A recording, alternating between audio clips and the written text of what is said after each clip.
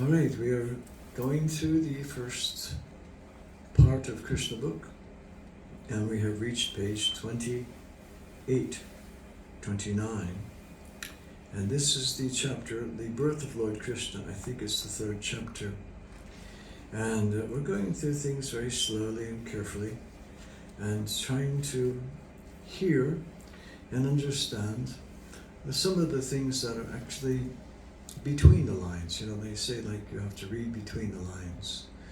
Well, Prabhupada's books are like that. You have to know when he's sending you some special information in a particular sentence, and then you have to kind of read that out and figure it out. So you can't just read it like a textbook and just get relative information from the book. There's more going on there than just information. There's special, let's say, emotions that are captured inside of these sentences, and so you can actually begin to feel those between the lines, so to speak. Because you understand that this is how Prabhupada wrote these books, was so fast, and it was just an outpouring of heart and words and mixed with hearts, and so it has to be read like that, and it has to be heard like that, and it has to be understood with its intention, which is to captivate your mind and senses at the messages in between the lines. There you go. Hare Krishna. Because Srila Prabhupada is speaking on behalf of Lord Krishna, therefore he's more dear than anyone. And imagine how dear that one is who goes out into a very strange environment. You can't hardly find a more contrasting environment than the dust paths of Vrindavan to the concrete jungle of New York City. You can hardly find anything that's more contrasting. And so, Krishna's looking at this person who is going on this very cold place. Actually, the winters in New York City is so cold. I remember so many different times being in that city, and that wind is coming down like a channel down through those streets, and just freezes your senses and your face, and it's just like, this is so Vrindavan is not like that at all. It's very, especially back then, there was no cars, no motorbikes. So if you imagine coming from that environment and to New York City, is quite a sacrifice. So it's something that has to be understood, and how much faith that Prabhupada has in the holy names and Krishna and his spiritual master to prove, and somehow or other have the faith that Krishna is going to provide a place and a way to print all of this literature. That's what he was most grateful for from the Western devotees, was the fact that they allowed him to print all of his books for the rest of time immemorial, whatever, Chaitanya Charitamrita, Srimad Bhagavatam. So when we read these pastimes of Krishna, we have to understand that Prabhupada's heart and soul and sacrifice is in these words. And then you begin to feel more. When Lord Brahma comes to the end of his life, the annihilation of the cosmic manifestation takes place. At that time, the 5 elements, the earth and water and fire, air and ether, enter into the Mahatattva. The Mahatattva again enters by the force of time into the non-manifested total material energy. The total material energy enters into the energetic pradhana, and the pradhana enters into you. Therefore, after the annihilation of the whole cosmic manifestation, you alone remain.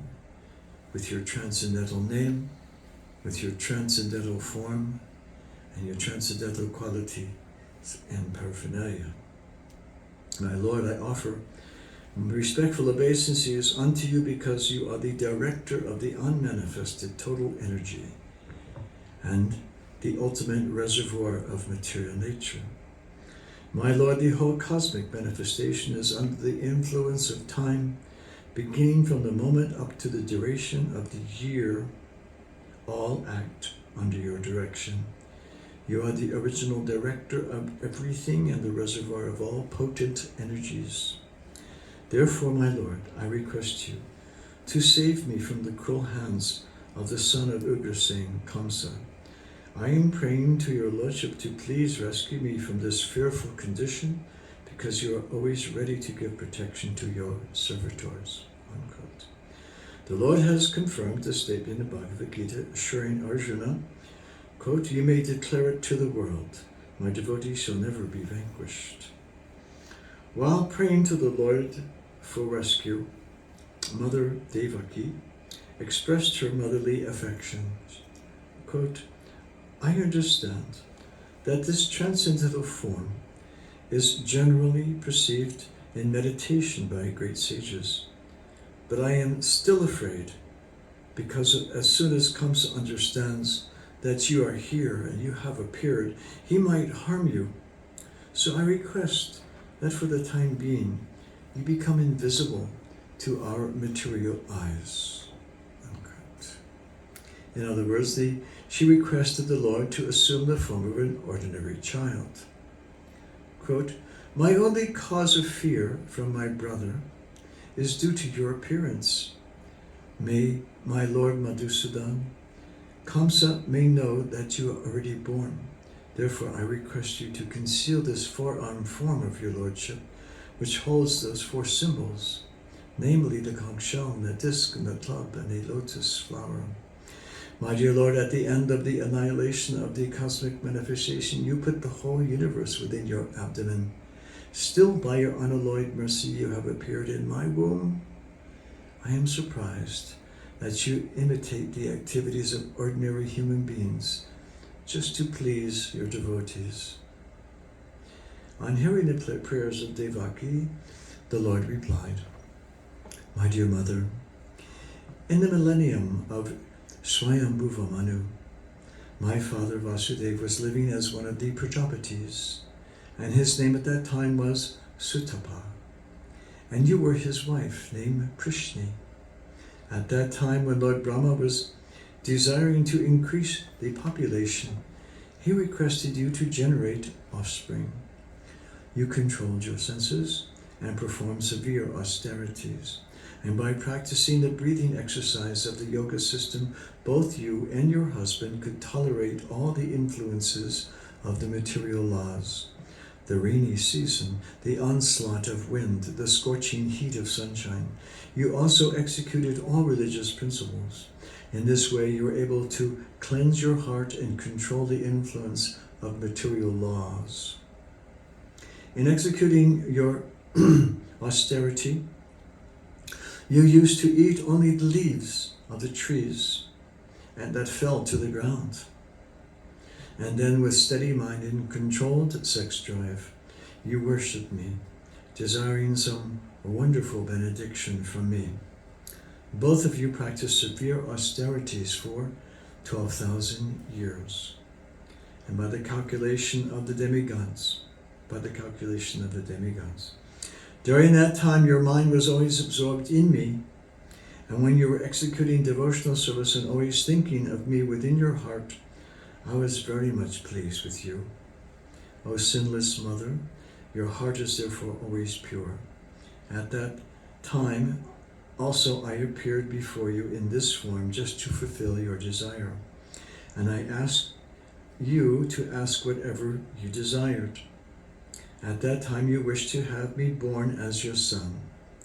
Although you saw me personally, instead of asking for your complete liberation from the material bondage under the influence of my energy, you asked me to become your son. Unquote. In other words, the Lord selected his mother and father, namely Prishni and Sutapa, specifically to appear in the material world. Whenever the Lord comes as a human being, he must have someone as a mother and someone as a father. So he selected Prishni and Sutapa perpetually as his mother and father. And on account of this, both Prishni and Sutapa could not ask the Lord for liberation. Liberation is not so important as the transcendental loving service of the Lord. The Lord could have awarded Prishni and Sutapa immediate liberation, but he prepared to keep them within the material world for his different appearances, as will be explained in the following verses.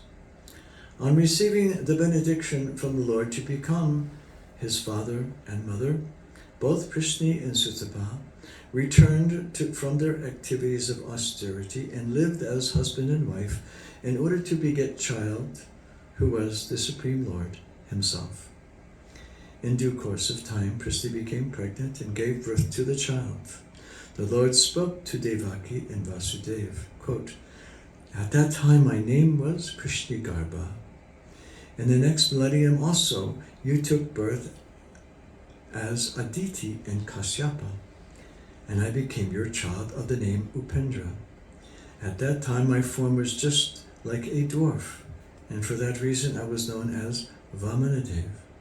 I gave you the benediction that I would take birth as your son 3 times. The first time, Krishnagarbha, born of Prishni and Sutapa. And the next birth, Upendra, from Aditi and Kashyapa.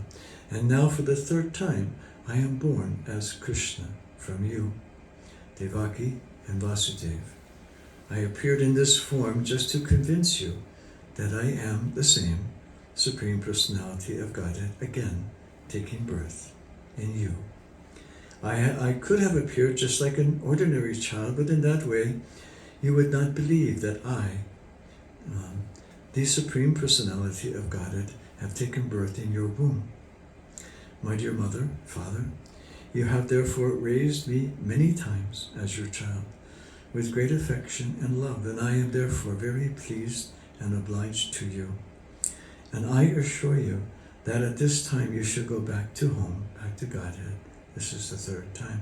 On account of your perfection of your mission, I know you to take me immediately. I know you are very concerned about me and are afraid of Kamsa. Therefore I order you to take me immediately to Gokula and replace me with the daughter who has just been born of Yasoda." Having spoken thus in the presence of his father and mother, the Lord turned himself into an ordinary child and remained silent. Being ordered by the Supreme Personality of Godhead, Vasudeva attempted to take his son from the delivery room, and exactly at that time a daughter was born of Nanda and Yasoda. She was Yoga Maya, the internal potency of the Lord. And by the influence of this internal potency, Yoga Maya, all the residents of Kamsa's palace, especially the doorkeepers, were overwhelmed with deep sleep, and all the palace doors opened, although they were barred and shackled with iron chains.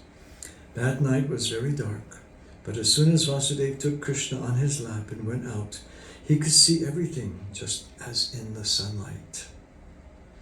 In the Chaitanya Charitamrita, it is said that Krishna is just like sunlight, and wherever there is Krishna, the illusory energy which is compared to darkness cannot remain. When Vasudeva was carrying Krishna in the darkness of that night, the night disappeared. All the prison doors automatically opened. At the same time, there was thunder in the sky, severe rainfall, and while Vasudeva was carrying his son Krishna, in the falling rain, Lord Shesha, in the shape of a serpent, spread his hood over the head of Vasudeva so that he would not be hampered by the rainfall. Vasudeva came onto the bank of the Jamuna and saw that the water of Jamuna was roaring with waves, and that the whole span was full of foam. Still, in that furious feature, the river gave passage to Vasudeva to cross, just as the great Indian Ocean gave Vasudeva gave a path to Lord Ram when he was bridging over the gulf. In this way, Vasudeva crossed the river Jamuna. On the other side, he went out to the place of Nanda Maharaj, situated in Gokula, where he saw that all the cowherd men were fast asleep.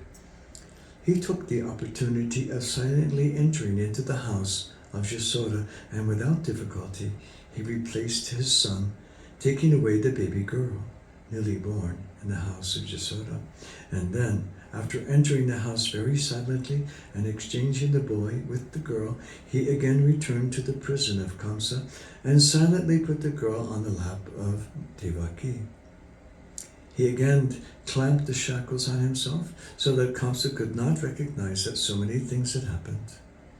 Mother Yasoda understood that a child was born of her, but because she was very tired from labor, childbirth, she was fast asleep. And when she awoke, she could not remember whether she was giving birth to a male or a female child.